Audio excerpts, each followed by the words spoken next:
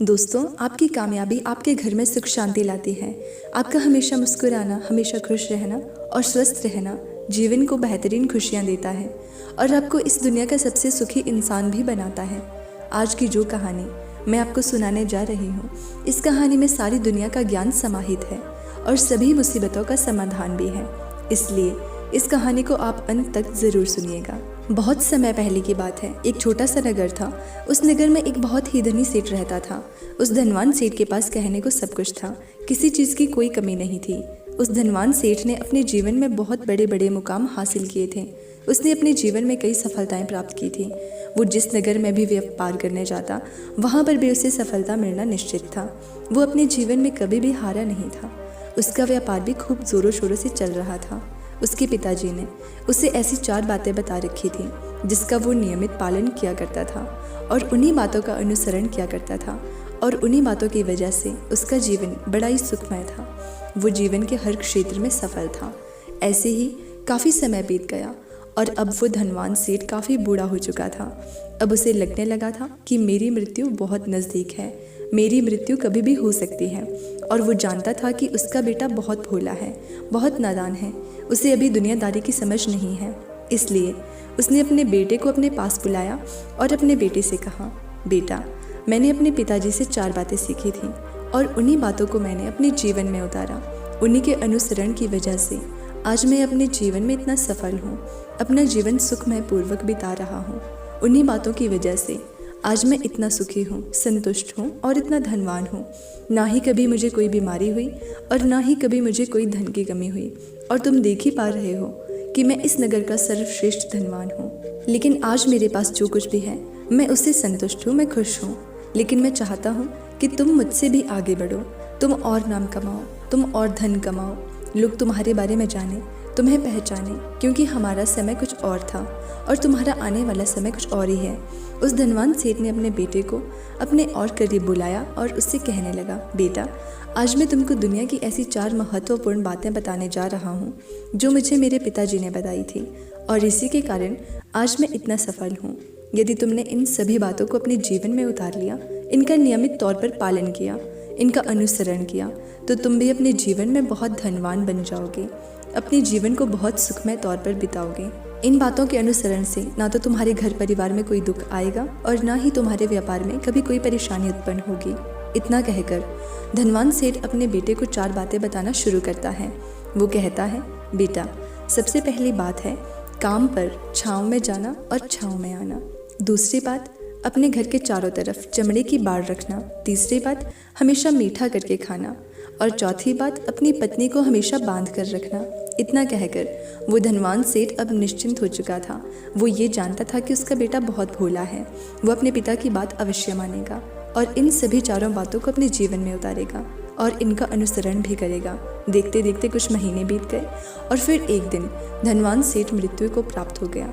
अपने पिता की मृत्यु के बाद उस धनवान सेठ के बेटे ने उन सभी 4 बातों को एक कागज़ पर लिख लिया ताकि वो उन्हें भूल ना जाए और उन्हीं बातों को वो अपने जीवन में उतारने लगा। उन 4 बातों का अनुसरण करने लगा। सबसे पहली बात जो उसके पिताजी ने उसे कही थी, छाँव में जाना और छाँव में आना, तो उसने अपने घर से लेकर अपनी दुकान तक पूरे रास्ते पर एक टेंट लगवा दिया, क्योंकि उसके पास पैसा तो बहुत था और उसे कोई रुकने वाला भी नहीं था। जब भी कोई उसे पूछता कि आखिर तुमने ऐसा क्यों किया, तो वो उसके जवाब में बस इतना ही कहता कि मेरे पिताजी ने मुझसे ऐसा ही करने को कहा है। इसके बाद उसने अपने पिता की अगली बात का अनुसरण किया। उसने अपने घर के चारों तरफ चमड़े की बाड़ खड़ी करवा दी। ये देखकर आसपास के लोग बहुत क्रोधित हो गए। वे लोग उसे झगड़ा करने पर भी उतर आए। कई लोगों ने तो ये तक कह डाला कि आखिर तुमने ऐसा किया क्यों, चमड़े की बाड़ तुमने क्यों खड़ी करवा दी, चमड़े से बहुत बदबू आती है और इससे हमें तकलीफ़ होती है, इसे आज ही निकलवा दो। लेकिन कोई उसका कुछ भी ना बिगाड़ सका, क्योंकि उसके पास बहुत पैसा था, इसलिए कोई भी व्यक्ति उसका ज़्यादा समय तक विरोध ना कर सका। और उसने भी मन बना लिया था कि वो अपने पिता की सभी बातों को पूरे दिल से मानेगा। उसके पिता ने उसे तीसरी बात कही थी कि खाने को मीठा करके खाना, जिस कारण वो अपनी पत्नी से हर रोज़ खाने में कुछ मीठा ही बनवाता था। कभी सेवैयाँ, कभी खीर, कभी हलवा तो कभी मिठाइयाँ। हमेशा यही सब खाता रहता। और उसके पिता ने उसे चौथी बात कही थी, अपनी पत्नी को हमेशा बांध कर रखना, जिस कारण वो हर रोज़ अपनी पत्नी को रस्सी से बांध कर रखता था। ऐसे ही कई दिन बीत गए और देखते ही देखते अब वो सेठ के बेटे का जीवन धीरे धीरे बर्बाद होने लगा था, क्योंकि उसने अपने पिता की सभी बातों का गलत मतलब निकाला था और वो उसी के अनुसार उसका पालन कर रहा था। देखते देखते उसका उतना बड़ा व्यापार अब ठप होने लगा था। उसके यहाँ पर ग्राहकों की संख्या कम होने लगी थी, क्योंकि जब उसका मन करता तब वो दुकान जाया करता और जब उसका मन करता तो वो दुकान से घर वापस आता। उसका अपने पिताजी के इस कारोबार में मन नहीं लगता था। इस कारण उसके सारे ग्राहक अब उससे नाराज़ होने लगे थे। उसके सारे ग्राहक अब एक एक करके उस दुकान को छोड़ते चले जा रहे थे। इसी कारण उसका पूरा व्यापार अब ठप हो चुका था। जिस व्यापार को खड़ा करने में उसके पिताजी ने खून पसीना एक कर दिया था, उस व्यापार को उसने कुछ ही महीनों में पूरी तरह से बर्बाद कर दिया था। अब उसका धंधा बहुत कम हो चुका था, जिस कारण वो बहुत परेशान रहता था, बहुत चिंतित रहता था। और तो और उसने अपने घर के चारों तरफ चमड़े की दीवार खड़ी करवाई थी। अब उसके कारण आसपास पर बहुत गंदगी फैल चुकी थी, इसलिए जो भी लोग उसके आसपास रहते थे उन सभी ने वो घर छोड़कर कहीं और पर अपना बसेरा बसा लिया। चमड़े की बदबू के कारण अब उसके घर में भी कोई नहीं आता था। यहाँ तक कि उसके मित्र और उसके रिश्तेदार भी उस घर में आने से कतराते थे। लेकिन अब भी उसे समझ नहीं आ रहा था कि आखिर ये सब क्यों हो रहा है। वो बहुत परेशान रहने लगा था और वो हमेशा मीठा भोजन किया करता था, जिस कारण उसका वज़न बहुत ज़्यादा बढ़ चुका था और इस मोटापे के कारण उसके शरीर में ना जाने कितनी सारी बीमारियों ने अपना घर बना लिया था। आए दिन उसके घर पर वैद्य आने लगे थे। इन्हीं कारणों से अब उसका पैसा भी इन चीज़ों में बर्बाद होने लगा था। और अपने पिता की चौथी बात उसने मानी थी, वो थी अपनी पत्नी को बांध कर रखना, जिसकी वजह से उसकी पत्नी उससे नाराज़ हो गई और वो घर छोड़कर अपने मायके लौट गई। उसने अपनी पत्नी को मनाने की कोशिश की, तरह तरह के उपाय किए, लेकिन उसकी पत्नी नहीं मानी। और वैसे भी कोई भी स्त्री ऐसे मर्द के साथ क्यों रहना चाहेगी जो उसे बेवजह ही बेबात पर बांध कर रखता हो। देखते देखते अब वो सेठ के बेटे का पूरा जीवन बर्बाद हो चुका था।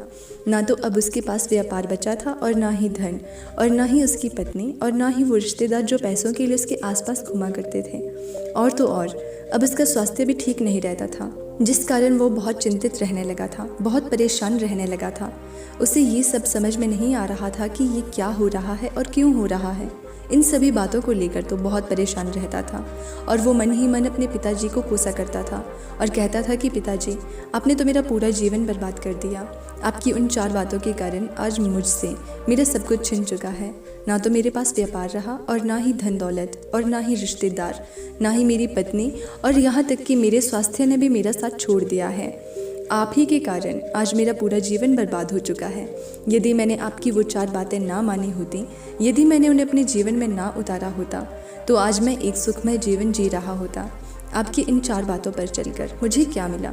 मैंने एक आज्ञाकारी बेटे की तरह आपकी सारी बातें भली भांति मानी, उन पर यकीन किया, उनका अनुसरण किया, लेकिन मैं ही मूर्ख था जो मैंने आपकी उन बातों पर आंख बंद करके यकीन कर लिया। इतना कहकर वो फूट फूट कर रोने लगा। तभी उसे एक दिन पता चला कि उसके पास के नगर में एक साधु आए हैं और वो साधु सभी की समस्याओं का समाधान करते थे। चाहे कैसी भी समस्या हो, वो उसका निवारण अवश्य करते थे। ये सुनकर उसने सोचा कि चलो एक बार मिलकर देखता हूँ, हो सकता है कि मेरी भी समस्या का समाधान मुझे मिल जाए।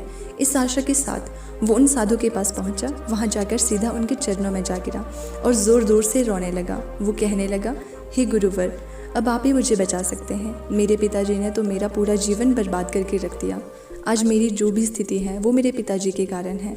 मेरे पिताजी ने मुझे जैसा कहा मैंने वैसा ही किया। हमेशा एक अच्छे बेटे की तरह उनकी सारी बातें मानी, अपने सारे फ़र्ज़ निभाए, और देखिए मेरे पिताजी ने मेरे साथ क्या किया। मरते मरते भी वो मुझे गलत बात सिखा गए और उसका खामियाजा मुझे आज भुगतना पड़ रहा है, क्योंकि मैंने उनकी सभी बातों को अपने जीवन में उतारा, उनका अनुसरण किया, और देखिए आज मेरे साथ क्या हो गया। मेरा तो पूरा जीवन ही बर्बाद हो गया। मैं अब तक ये नहीं समझ पाया कि मेरे पिताजी ने मेरे साथ ऐसा किया क्यों। क्या मैंने उनका कुछ बिगाड़ा था? मैंने उनके साथ कुछ गलत किया था? इतना कहकर वो उन साधु के सामने और भी ज़ोर ज़ोर से रोने लगा। तभी वो साधु महाराज उस सेठ के बेटे से कहते हैं, बेटा चुप हो जाओ, पहले मुझे अपनी बात बताओ। आखिर तुम्हारे साथ हुआ क्या है? तुम इस तरह से क्यों रो रहे हो? तुम्हारी इस परेशानी का कारण क्या है? उन साधु के इतना कहने पर उस सेठ के बेटे ने पर्ची उन साधु के हाथ में रख दी, जो उसने अपने पिता की मृत्यु के बाद लिख रखी थी, जिसमें उसने अपने पिता की चारों बातें लिखी थी। उन साधु ने पर्ची ली और उसे पढ़ने लगे, और उन्होंने जैसे ही वो पढ़ा वो ज़ोर ज़ोर से हंसने लगे। और वो उस सेठ के बेटे से कहते हैं, तुम कितने बड़े मूर्ख हो, तुम्हारे पिता ने तो तुम्हें दुनिया का सारा ज्ञान दे दिया, लेकिन तुम उसे समझ नहीं पाए, तुम उसका सही से पालन नहीं कर पाए, और कहते हो कि तुम्हारे पिता ने तुम्हें गलत राह दिखाई है, तुम्हें गलत संदेश दिया है। तुम्हारे पिताजी तो तुम्हारी परीक्षा ले रहे थे कि तुम उनकी बातों को समझ पाते हो या नहीं, तुम उनकी बातों का सही मतलब निकाल पाते हो या नहीं। यदि वो चाहते तो इसका मतलब तुम्हें अच्छी तरह से बता सकते थे, लेकिन वो चाहते थे कि तुम इन बातों का मतलब खुद से जानो, खुद से समझो कि इन बातों का क्या अर्थ है। लेकिन अब तो ऐसा प्रतीत होता है कि मानो तुम्हारी बुद्धि बिल्कुल भ्रष्ट हो चुकी है। तुमसे बड़ा मूर्ख मैंने आज तक कहीं नहीं देखा। जिसके पास दुनिया का इतना बड़ा ज्ञान हो, वो भला इतनी बड़ी मूर्खता कैसे कर सकता है। तुम्हारे पास कोई ज्ञान नहीं है, तुमने कोई भी ज्ञान अर्जित ही नहीं किया है। अगर तुम इन बातों का सही मतलब समझ चुके होते तो तुम भी अपने जीवन में अपने पिता की तरह ही सफल होते, खुश होते, और तुम्हारा जीवन सुखमय तरह से बीत रहा होता। लेकिन तुम इतने बड़े मूर्ख हो कि तुमने अपने पिता की बातों का गलत मतलब निकाल लिया। उन बातों के मतलब के बारे में तुमने सोचा तक नहीं। उन्होंने जैसा कहा तुमने वैसा करना शुरू कर दिया। यदि तुम्हें उन बातों का अर्थ नहीं पता चल रहा था तो तुम किसी ज्ञानी से मिल सकते थे, तुम उससे उस बात का मतलब निकाल लेते।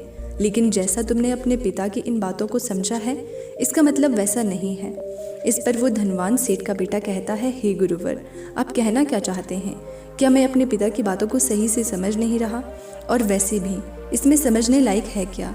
उन्होंने तो सब कुछ साफ साफ ही बताया था और मैंने उन्हें अपने जीवन में उसी तरह से उतार लिया, तो फिर मैंने गलत किया क्या? इस पर गुरुवर एक बार फिर मुस्कुराने लगे और उस सेठ के बेटे से कहते हैं, बेटा, ये जो बातें लिखी गई है, इन बातों के पीछे एक गहरा अर्थ है जिसे तुम समझ नहीं पाए। इसी कारणवश तुमने ये मूर्खता कर दी है और इसी कारणवश तुमने अपना पूरा जीवन बर्बाद कर लिया। लेकिन अब भी कुछ नहीं बिगड़ा, अब भी तुम्हारे पास बहुत समय है। यदि तुम चाहो तो अब भी मेहनत कर सकते हो और तुम अपने जीवन में एक बार फिर से वो खुशहाली, वो समृद्धि, सब कुछ हासिल कर सकते हो। इस पर वो सेठ का बेटा कहता है, ठीक है, कृपया करके मुझे उन चारों बातों का मतलब समझाइए। आखिर उन 4 बातों का अर्थ क्या है? इस पर साधु सेठ के बेटे को कहते हैं, तुम्हारे पिताजी ने तुमसे कहा था कि काम पर छाँव में जाना और छाँव में आना। इसका मतलब ये है कि सूर्य निकलने से पहले ही तुम दुकान पर पहुंच जाना और सूर्यास्त होने के बाद ही तुम वापस घर आना, जिससे तुम्हें दुकान पर अधिक से अधिक समय मिल पाए, तुम उस काम को अच्छी तरह समझ पाओ और उस काम को अच्छी तरह से कर पाओ, ताकि तुम उस काम को बढ़ाने में अपना दिमाग लगा पाओगे और तुम अपने काम में तरक्की कर पाओगे। लेकिन तुमने तो इसका गलत ही मतलब निकाल लिया। तुमने तो अपने घर से लेकर दुकान तक एक ऐसा टेंट लगवा दिया जिससे तुम छाँव में आ सको और छाँव में जा सको। अब तुम ही बताओ, क्या तुमने अपने पिताजी की इन बातों का सही मतलब समझा था?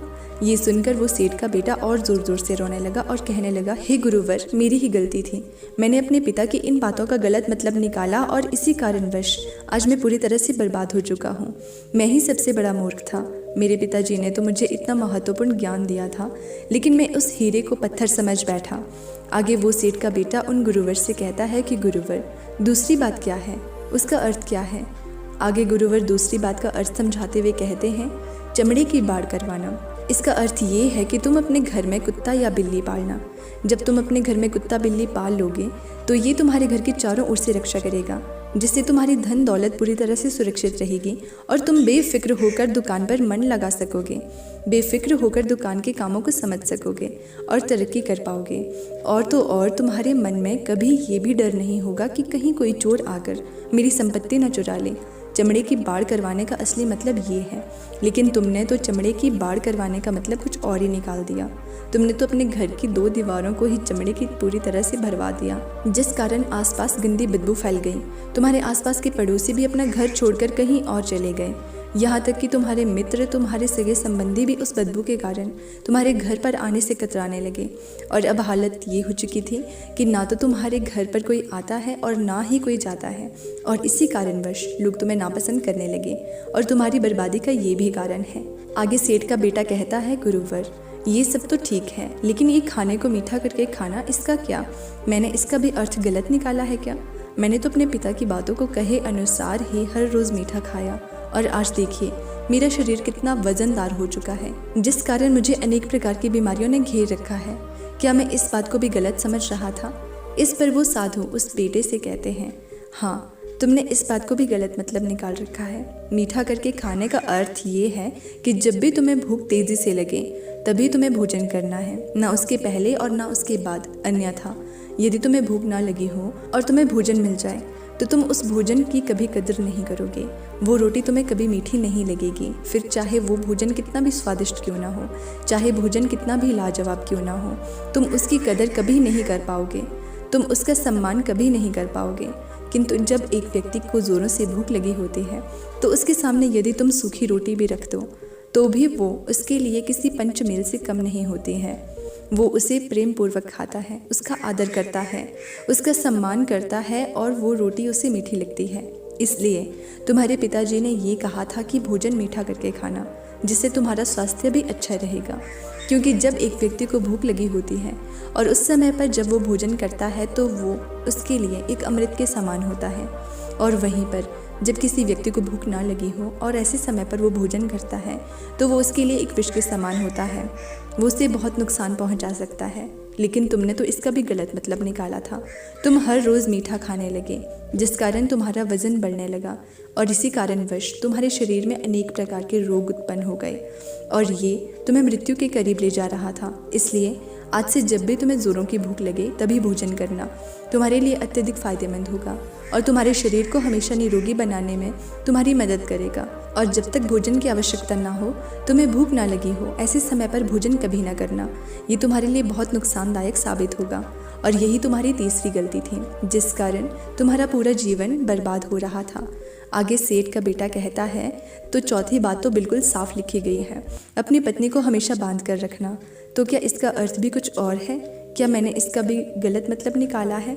इस पर साधु कहते हैं, हाँ बेटा, अपनी पत्नी को बांध कर रखने का अर्थ ये नहीं है कि तुम उसे रोज़ रस्सी से बांध कर रखो, बल्कि इसका अर्थ तो ये है कि जब भी तुम दोनों के बीच में कोई आपसी मतभेद हो जाए, कुछ नोक झोंक हो जाए, तो तुम अपनी पत्नी का हाथ कभी मत छोड़ना। जब तक एक स्त्री का पति उसके साथ रिश्ते में बंधा होता है तो वो अपने रिश्तों में बंध जाती है और वो अपने रिश्ते को पूर्ण तरीके से निभाने का हर मुमकिन प्रयास करती है। और ऐसे समय पर यदि तुम्हारे बीच कुछ नोक झोंक हो जाए, कुछ गलतियाँ हो जाए और ऐसे समय पर तुम उस स्त्री का हाथ नहीं छोड़ते तो वो तुम्हें छोड़कर कभी नहीं जाएगी। लेकिन इसका अर्थ ये नहीं था कि तुम अपनी पत्नी पर अत्याचार करो, बल्कि तुम्हारे पिताजी का यहाँ पर कहना था कि जो भी कोई व्यक्ति तुम्हारे साथ किसी रिश्ते में जुड़ा हुआ है उसे अपने रिश्ते में इस तरीके से बांध लो कि वो तुम्हारे साथ झगड़े और नोक झोंक के बाद भी नुकसान ना पहुँचा सके, वो तुम्हारे साथ कुछ भी गलत ना कर सके और तुम्हारा फ़ायदा ना उठा सके। अपने रिश्तों को हमेशा बांध कर रखना, उन्हें खुला मत छोड़ना, अन्यथा वो तुम्हारे हाथ से फिसल जाएंगे।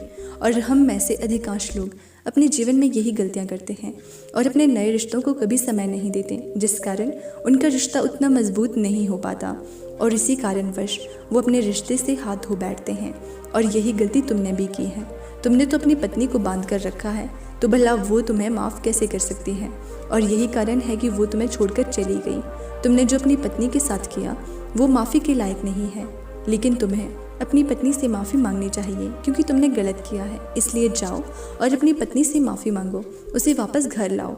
और यही वो 4 बातें थीं जो तुम्हें तुम्हारे पिता ने समझाने का प्रयास किया था, लेकिन तुमने इन सभी बातों का गलत मतलब निकाला और इसी कारणवश तुम पूरी तरह से बर्बाद हो गए। किंतु अभी भी तुम्हारे पास बहुत समय है। यदि तुम इन सभी बातों का सही से अनुसरण करते हो तो तुम अपने जीवन में एक बार फिर से वो सब कुछ हासिल कर सकते हो जो तुमने खोया है। ये सारी बातें हमारे जीवन की पूरी परेशानियों का समाधान है। तुम किसी भी तरह से इनको देख सकते हो। यदि तुम कामयाब होना चाहते हो तो तुम्हें मेहनत करनी ही होगी। सूर्य निकलने से पहले तुम्हें अपने घर से निकलना होगा और हमेशा सूर्य के ढलने के बाद ही तुम्हें घर वापस लौटना होगा, ताकि धन दौलत को कोई तुमसे छीन ना सके। तुम्हें अपने रिश्तों को कुछ इस तरह से बांधना होगा ताकि वो रिश्ते तुम्हें परेशान ना कर सकें, तुम्हें तकलीफ़ ना पहुंचा सकें, तुम्हारा फ़ायदा ना उठा सकें। और हमेशा एक अच्छा और स्वस्थ भोजन करना जब तुम्हें भूख लगी हो, ताकि तुम्हें जो भी सांसें मिली हैं तुम उसे खुशी खुशी जी सको। और अपने रिश्तों को हमेशा बांध कर रखना, उन्हें खुला मत छोड़ना, अन्यथा वो तुम्हारे हाथ से फिसल जाएंगे। और अपने घर में अवश्य ही कुत्ते या बिल्ली को ज़रूर पालना ताकि तुम्हारा धन हमेशा सुरक्षित रहे। इन सभी बातों का अपने जीवन में अनुसरण करने के बाद तुम अपने जीवन में सब कुछ एक बार फिर से पा सकते हो जो तुमने आज तक खोया है, और हो सकता है कि तुम इससे भी और अधिक उन्नति कर पाओ, इससे भी और अधिक समृद्धि पा सको, अपने जीवन को खुशहाल और सुखमय बना सको। इतना कहकर साधु शांत हो गए और सेठ का बेटा भी अपनी सभी गलतियों को समझ चुका था। उसने उन गुरु को प्रणाम किया और वापस अपने घर लौट आया। उसने उन सभी चारों बातों को अपने जीवन में उतारा, उनका सही सही अनुसरण किया। उसके बाद से उसके जीवन में सकारात्मक प्रभाव दिखने लगे। वो एक बार फिर से अपने व्यापार को खड़ा करने में सफल रहा। वो एक बार फिर से अपनी पत्नी को घर लाने में सफल रहा और देखते ही देखते उसका जीवन सुखमय और आनंदमय हो गया था। मुझे उम्मीद है कि आपको ये कहानी पसंद आई होगी और आपने इससे बहुत कुछ सीखा होगा। तो आपको कहानी कैसी लगी कमेंट करके बताना, वीडियो को लाइक करना और चैनल को सब्सक्राइब ज़रूर करना।